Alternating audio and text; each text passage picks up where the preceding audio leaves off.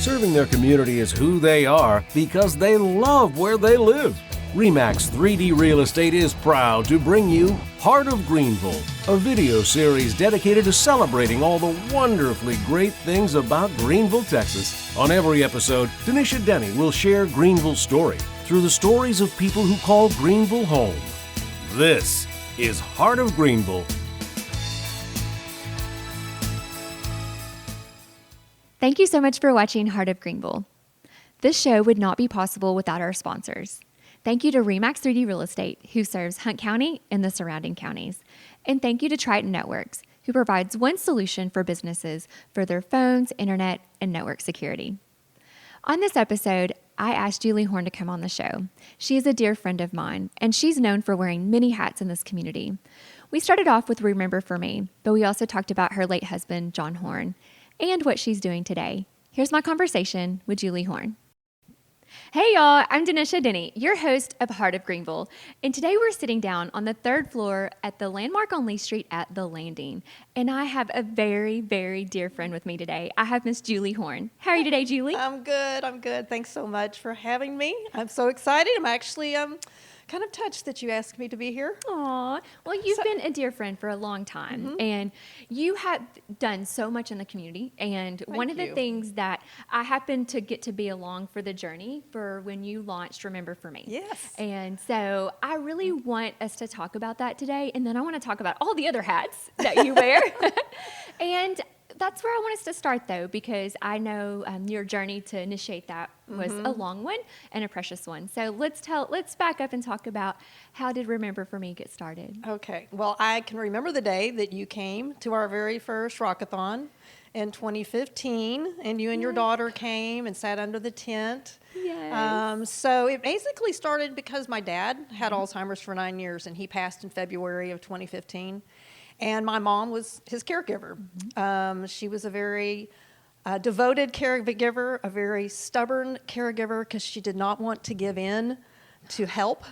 Because she could do it. Because she could do it. She could do it. She could do all of need it, that help. all the time, every day. Right. But I saw her struggles, even, because I lived in Louisville, Kentucky, and so I wasn't there on a daily basis, so I lived vicariously through my brother there, or I made trips back, and I could see the wear and tear on my mom, and then I could see how my dad was progressing as well. So, and that had to be so hard on your heart because you couldn't be there every day. It was horrible because my mom, she would go to the restroom and shut the door and cry in her towel and give me a call. I mean, we used to talk every single day, and now we were down to 1 day a week, and that was maybe 5 minutes. And that's because she was so busy taking care of him with his Alzheimer's. Well, because he'd be knocking on the door, and all that kind of stuff. So that's how it all started, is I saw, the struggles that my mom went through. And in Louisville, Kentucky is a large town, so she had so many opportunities to get some help and assistance, and she wouldn't do it. Oh, no. My dad was a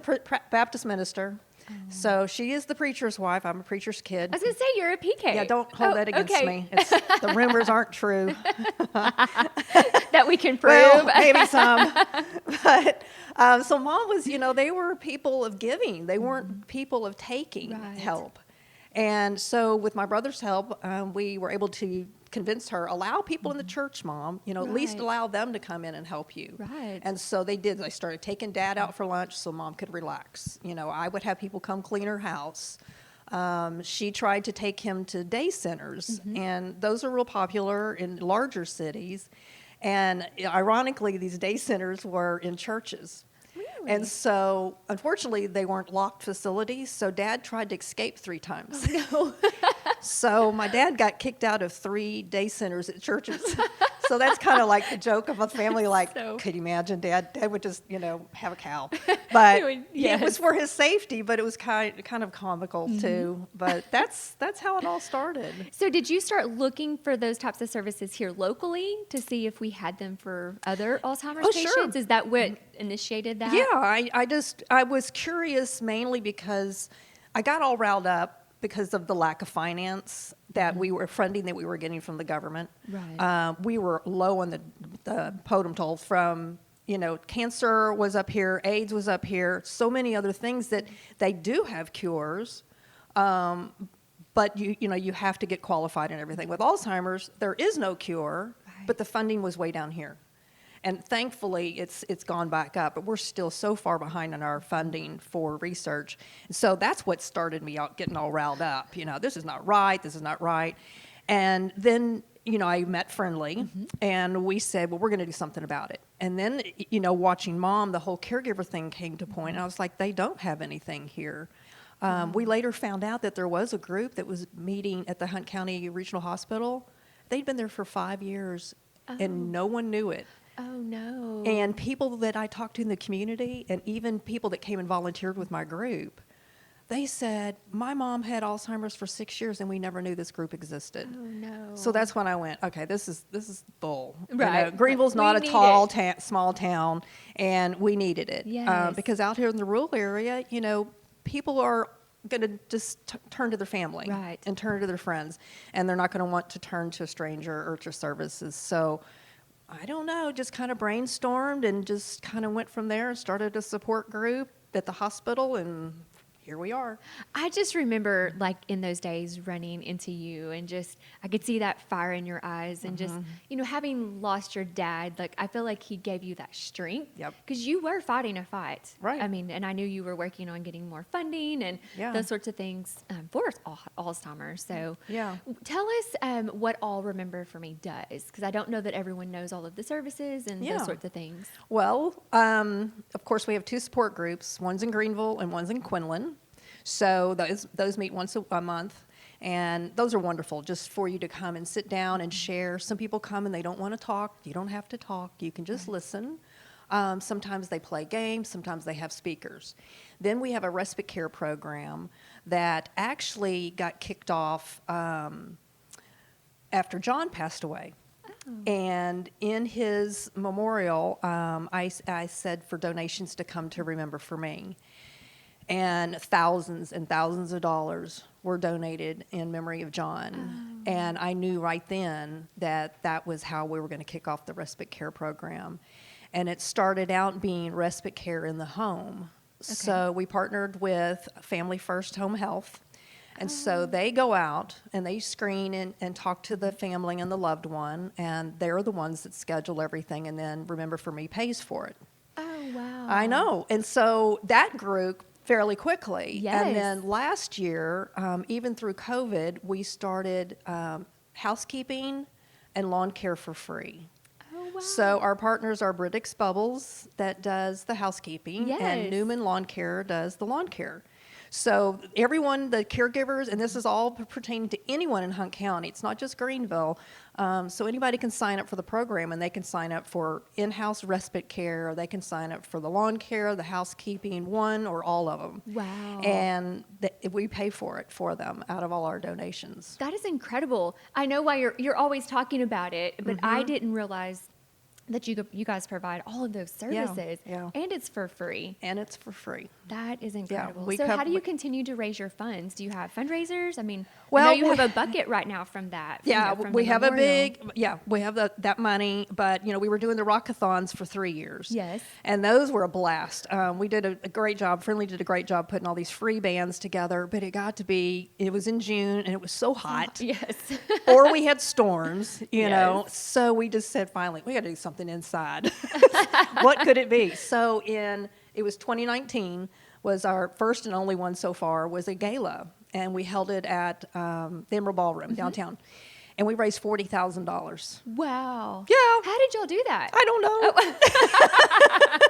Was No. it based on ticket sales, or was it based on sponsorships? It was sponsorships, ticket Okay. sales, but I didn't want to have a silent auction, where you had zillions of things you had to Right. collect in the community. So I went for the big stuff. Yes. I went for trips. I went for vacation homes. I went for helicopter rides, plane rides, Oh, wow. condos in Colorado. I mean, I went for things that I knew would go for a high Yes. price. Probably one of the most unique gifts that we had that went for $500 was a can of Spam. Oh. And that can of Spam we still have. Do you because really? they wanted to auction it off the next time. So Oh, how I have the fun. can of Spam. And a Mavericks basketball that was signed by Dirk Nowinski. Oh, Is that his how name? cool is I'm not a that? Yeah, I know. So I have that. So some people donated things back, but all of our trips went, and it was an awesome. I mean, it gives me goosebumps just to think about it, how successful it was. In one night. In one night. That is incredible. So that carried us through COVID. Oh. So, because, you know. That's right. That was 19, and then 20. So 20, we couldn't do anything. Wow. So it carried us all through COVID period, and it's going to carry us through 21. That's awesome. So, are you doing another gala? Probably next year. Oh, yay. Yeah, not this year. Okay. We just had to make sure COVID was out and, Right. you know, facilities and stuff like that. But we're ready. We're ready. That is so awesome. Thank you so much for starting that initiative here Thank and you. growing it into what it is. And I know I tell you all the time, your dad would be so proud of you. Yes, you do. He would. He would. But he was that type of man too, you know, so I'm kind of following in his footsteps. That's right. That's right. Well, you wear other hats, and you've worn other hats. So you'd mentioned John. Yeah. And so let's take a minute. What was it like to be married to the county judge? Oh boy. Well, let's back up. What was it like to be married to John? Well, Yes. never a dull moment. No. Man, he was an awesome person. He still is a big part of my life and my day. And we came here because of his parents. You know, we lived back in Colleyville. We were city people. And we moved to this area because his parents retired out at Lake Fork, and he wanted to stay close to his parents. So we live on land, and it was like green acres for the first 2 to 3 years. No, really, it was. I can see that. I can totally see that with you and with him. Oh, yeah. We had to wear overalls. Are you serious? Yeah. He went, like, both of you? Yeah. You too? I didn't go out in public. I just put them on. He went out in public because he would go up to the coffee shop and talk to the men. Oh, yeah. Got to go have coffee in town. I was like, honey, people don't wear these things anymore. And we would go to the cow cells, and we'd walk in, and he'd have his bib overalls on. He's the only one, except for the men that couldn't fit in pants. That's what they wore.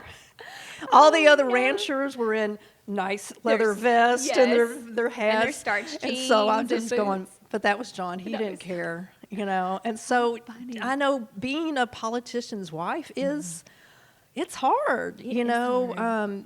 It's not, I wouldn't say I have to be on all the time, but you have to be able to share. And I had to share John a lot because he Yes. was everywhere, and he was wanted and needed in so many spots. But when he came home, he was home. Really? He was a homebody. I wondered that because he did so much. I mean, it was incredible. Like, you know, I'd go to like a state of the city or state of the county type a meeting, and it would be incredible the projects they were working on. And those are not projects that just take a little bit of time. No. They took a lot of time. No. I mean, I really didn't realize how intelligent he was. I mean, this He did man have so much wisdom. Yes, and he always loved politics and history, but on the level that he was in, I mean, he studied. That man was always teaching himself. Even when he was in politics, he decided he wanted to moonlight as a police officer in Farmersville. Oh, Not that he wow. wasn't working enough. So while he was moonlighting, I think I remember that, yeah, actually. yeah, he tried that, I think, for about 4 months and then realized sleep was more important. But he taught himself about beekeeping while he was moonlighting as a police officer. So that's how we got into bees. I loved your honey, by the way. Yes. It's still my favorite honey. I miss it's them. so But didn't good. you just like come home and he sold them one day? Yeah, the production department didn't talk to the marketing department. And so we had a little conference after that. I bet. I Yeah. was missing my Jules bees. I know, there were a lot of people. I mean, so yeah, he sold 23 hives, but I made them, they brought back 10 gallons of honey for me because they were good. all full. So I've got a secret stash. Good. I need some. Okay. Just a little bit. That's awesome. You never had a dull moment together. No. I mean, No. I always felt like you loved each other passionately. I don't know if you fought at home passionately, but you loved passionately. And, Yeah. And I think what he had to have loved about you is like you stood your ground, you know? And Yeah. so, but he loved you so much. You could just see it in his face Yeah. and in his eyes. That, We did. We had a great relationship. I mean, we blended family, which is, you know, sometimes difficult in itself, but we made it happen. And we always said, you know, we'll make it through this, we'll make it through the next one. So we were always ready for whatever the world turned for us. And, you know, it was some ups and downs, you know, raising 2 boys, teenage boys, and taking them out of the city into the country. But, I bet. yeah. How old were they when y'all moved here? They were 12 and 7, 12 and Wow. 8, yeah. Oh my goodness. Yeah, Yeah. that's a big change coming from the city. And Yeah. here Well, to the country. well, Chase, John's son, was more of a country boy. He loved the fishing. He loved the hunting. Tyler was embraced more, it. yeah, Tyler was more of the racing and, bike racing. And then he did the rollerblade, hockey playing and all this kind of stuff. But they've both adjusted and, They turned they're out all fine. right, did They they? did. They did. A little bit of country is good for you. Oh, I think everybody so. should have that experience in Yeah. the country and having to work hard and get Yeah. dirty and have to be Yes. responsible for something else when having That's right. animals. And because y'all had animals too, right? You have I've cows got 2 and- horses. Well, the land is leased out to cows now, but we don't have any more cows. John preached to the cows for the last time. He was standing there. This was a funny story, too. 10 cows, because that was enough. And he was standing at the back fence and hollering at them. They all came around like in a church and standing in a formation, and he was talking to them and raising his arms as if he were preaching. Well, the back row of cows started turning and leaving one by one. And he turned to me and he said, "What's going on?" I said, "You're preaching too long." Preachers never know when to stop. So, And a preacher's kid can say that. yeah, a preacher's kid can say that. So, yeah, we had fun, but I still have horses, dogs, cats, so I'm out there with all of them. That's awesome. Yeah. What were some of his greatest accomplishments? Like when you were home, what were some things that he was really proud of that he was able to get done in our community? Or some that, Well, he became the president of the North Texas Council of Governments. I think that's the one that I never, ever thought he would even want to achieve. But he was so proud of it to think, "Julie, my picture is on the wall with all these people." Oh, wow. And that just touched him. And then he brought us 1570. Yes. And this expansion to 380. Yes. And I hated that he was not here to see it finished, but we threw a heck of a party out there. TxDOT, I called and asked them if we could shut the road down for a day. And this was right before it opened, and they said, okay. So I had policemen at 66 and a policeman at 380, so no one would come down the road, because we had barbecue, we had music, we had chalk. We were writing all his famous sayings all over the road. Some of them you can't say out in public, but but it was a good time. And I just, I'm thankful for the memorial that they're doing in his honor. Yes. And so, it just, that's what hurts me the most, is to know that he strived so hard for so many accomplishments, and they were achieved, but he wasn't able to see them. right. But, So- he laid an incredible foundation. Yes. And so there is the roadmap left, Yeah. of what is That's to true. be built. But I know he was a big part in leading that cause, Right. and to get people from the Metroplex to see us. Yeah. It was really important that we That's had a right. seat with that And group. and I believe he started that. I mean, Yes. he's the only county judge I think that Hunt County ever had that ever tried to venture into the Metroplex. Right. Yeah, So it that- was huge for our growth. That was. Well, what was it like losing him unexpectedly? I mean, that's nothing you ever planned for. No. I mean, did you have any signs? No. Did you know anything No. was about to No, we happen? had just moved my mom and my brother down from Louisville, Kentucky, 35 days before. Oh, wow. So my brother, who was born with cerebral palsy, is now wheelchair bound after a spinal surgery. And so we moved them down so we could help take care of him. And it was 35 or 38 days, and he was gone. Wow. So, some people say it was a blessing that my mom and my brother were there, because I truly believe that. I don't remember the first 6 months after he passed. No. It's just a blur. I remember my mom opening my bedroom door and saying, "Hey, why don't you come eat?" And sometimes I remember going in and eating, but I don't remember really anything I after know. that. I almost think that's a way God helps protect us and start to heal us. Yeah.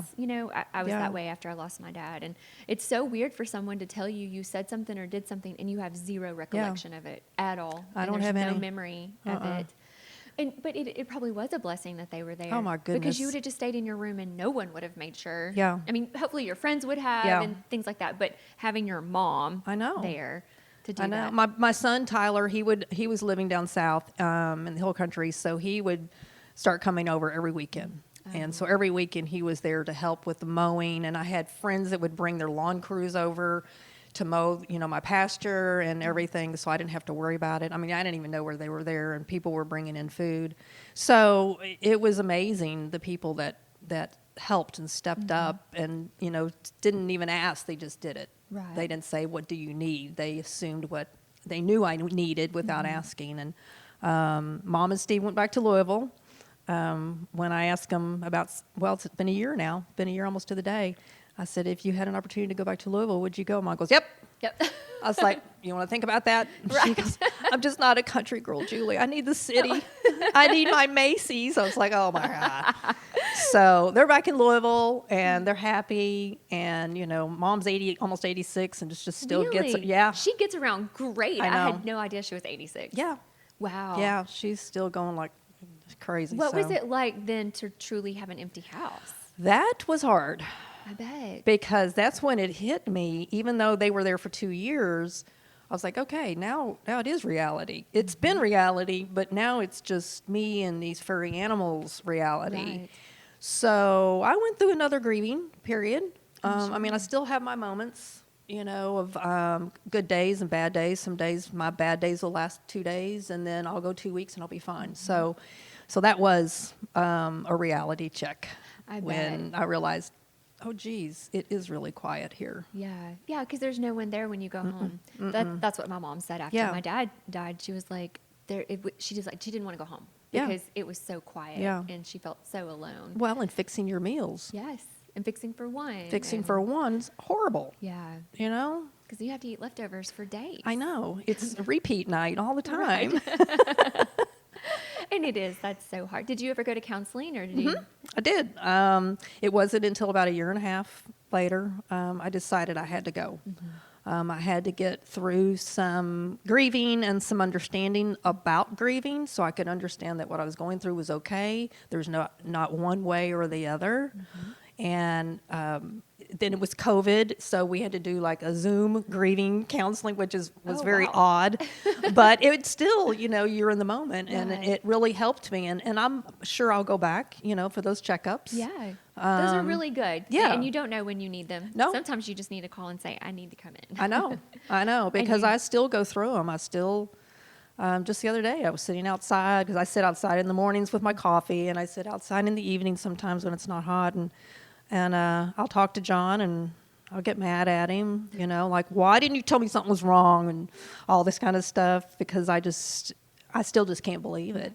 And he probably didn't think it was this bad. No. I mean, we do that. We always downplay what's going on Well, with us. and I'm thinking the fact that we had just moved Mom and Steve in, and he knowing John, he doesn't put himself first. Family comes first. And so he was probably thinking, I don't need to add this to her plate. Right. I know that's what he would have said. Do you So- have phrases that come back to you that make you go forward, that he would want you to keep moving forward and want you to live your life to the fullest? And Oh, yes. I don't know if there's phrases, but I know if he were in my shoes, I would want him to move forward. Of course, he was only 52 when he Wow, passed. so young. And I would want him to keep living. I would want him to love again. I would want him to go and be and experience whatever he can experience. When you love somebody that deeply, you don't want their life. You don't want to be selfish, Right. and want them to grieve you and all that. You've got to keep going, and I am. I mean, I'm having fun. I'm not getting married. Just for the record. Just for the record. You made that point real I clear, just- Julie. Because everybody's, I had seen a guy and people saw me out in public, and then I just was like, oh my goodness, the rumor's going to start. So I just want to clarify that. For the record. Set For the the record record. straight. We got But it. that doesn't mean, I won't in the future, I was but going to it's say, not. there's no way you can say that you're never. No. The second you say never, it's going to happen. I know. Well, you know what? That's how John and I met. Is it really? It is. How did y'all meet? Share we that met story. in Fort Worth. He was building houses, and I was doing interior design for a builder. And he walked in. My friend Barbara, who lives in Granbury, we've known each other for 30 years. He walked in with a double-breasted suit on. And I said, "Who is that?" She goes, "You don't know John Horn?" I went, "No." She goes, "Well, I met him at the convention this year." And I went, "Okay, you need to introduce me." So She did. And we talked in that, very uncomfortable situation. And then the evening went on. It was at the Builders Convention.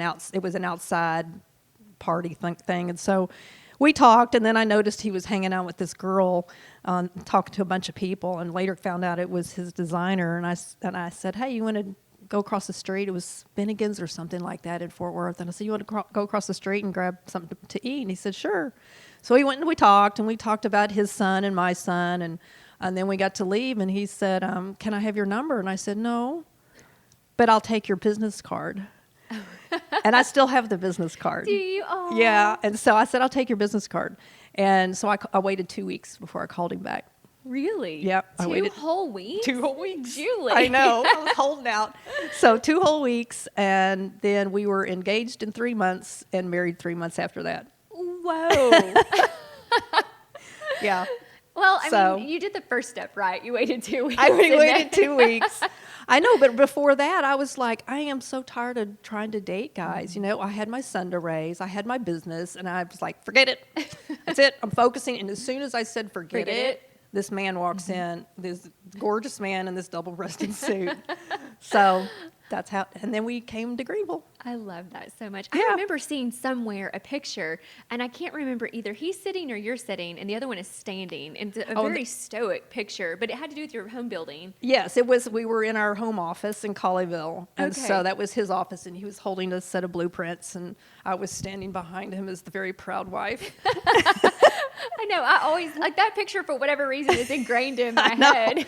I know, mine too. So, so it started that way. Well, your career kind of came full circle because you're in real estate. I know. So what prompted you to get your real estate license? Well, I had been working for Hydro Aluminum over in Commerce. I've always been in sales. I've always been in customer service. And, when John and I moved here, we started the Quick Car Lube and Tune. So I was selling oil. Then we built the Quick Car Auto Spa. Then I was selling car washes. And then I went to sell aluminum. So when you're in customer service, and you know this, you can Yes. sell anything. Yes. So I was with Hydro Aluminum for 7 years. Then my dad got Alzheimer's. And I just felt the need that I needed to be going back more. And, I only get so many days of vacation with Hydro, and so I needed to be self-employed. So that's why I decided to go back into real estate where I could run my own schedule, and I could go back and be with Dad and be with Mom during his years. That's awesome. So. And that's provided that to you. Yeah. And you've done so well. I'm so proud of you. I've watched Thank you you. grow your business. And Thank you. I just want you to know I'm super proud of you Thanks. for that. I So. appreciate it. Okay, we're on Heart of Greenville, so we need to take a minute and Okay. talk about what you love about Greenville. Oh, my gosh. Okay, Greenville, for anyone that's coming to this town, do not worry, you will meet a friend. There are so many friends here. And I could not believe it because we were outsiders when we moved here. And we knew we were outsiders, not because in a negative way, but because everybody seemed to know everybody. Right. And so when we came in and built the auto spa and the lube, we're like, okay, we're really going to have to dig into the community. And so we knew we had to get involved. So John took the charge on that and got involved. And then we just expanded from there, from the Lions Club and different civic clubs and things like that. And it's just, this place just takes you in like with warm arms. Yes. And you naturally fit in. And if you aren't fitting in, it's because you aren't making an effort. That's what I was going to say. You have to put effort into it. Yes. But you just have to put a little bit of effort. And know. you're going to be embraced. I know. So if you feel like you're on the outside, I always say plug in. Plug because in. you will feel connected. And it can just be 1 or 2 people that you hook up with. Yes. Because then they'll run into you again and they'll introduce you to someone standing next to them. I mean, if you go to all the, the chamber events and things like that, if you don't know somebody, there'll be somebody there to introduce you. Right. So you will have more friends than you ever knew because it is. I mean, that's what I loved about leaving the big city and coming to Greenville. We have so many things to offer in this town without some of the stuffiness that a big Yes. city has. I know. Because even in the grocery store, even sitting, over at the Texan Theater, hi, how are you? We may not know each other's names, but we Right. know we've seen each other Yes. before. And so that makes you feel good. It makes you feel not forgotten. And I'm sure, especially, going through your grieving and being a widow, just to have someone speak to you, to be able to have a quick conversation, Right. had to warm your heart. Yes. During that season. Well, and to learn to recognize me not just as John's wife, Yes. you know, because I went from being John's wife to the Alzheimer's lady. So it's, you know, people have a hard time, and now people are starting to identify who I am, Yes. but I loved wearing each of those hats. I So- always knew, though, you were the strong woman behind the man. So while Thank you might you. have been in his shadow, you really weren't. We knew who was driving that well, train, too. you know, we had our conversations. Of course you had your pillow talk. Of course. Of course, of course. Okay, I have one final question for you. Okay. And so at the beginning, I asked you to pick a number between 1 and 20, and I'm going to ask you your final question. Okay. Pick a number. 6. Okay, number 6. What is your claim to fame? Oh my God. I don't know that I have fame. You have fame. I think it's just my personality of being open, open to listen to people, open to give a helping hand. And you're or- approachable. Well, thank you. Thank you. I just, you know, I don't want to make anybody feel uneasy. I think that being able to be available to people, I think is natural for me. I mean, I've talked to from young children to elderly people to people with Alzheimer's, people without Alzheimer's, people getting into real estate, you know, and just they call me out of the blue, and I may not even know who they are, but I like being able to just help people that reach out and give back to them that way. Well, that's an awesome claim to fame. Thank you. Well, Julie, thank you so much for agreeing to sit down with me today on Heart of Greenville. This was awesome. Thank you. All right. Well, you take care, and I look forward to seeing you around Okay. town. Thanks. You're welcome. Bye. Thank you for watching Heart of Greenville.